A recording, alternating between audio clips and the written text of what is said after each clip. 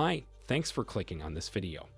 Today, I will show you how to add arrow in Capcut. Make sure to subscribe to fix it for more tutorials.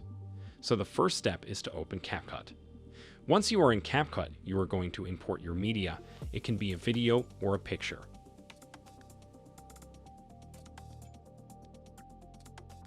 Then you see over here on the left side option for stickers.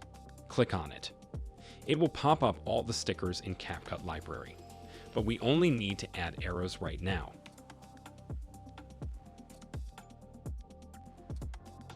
So we will click on emphasis on top, and it will pop up all the arrow stickers available.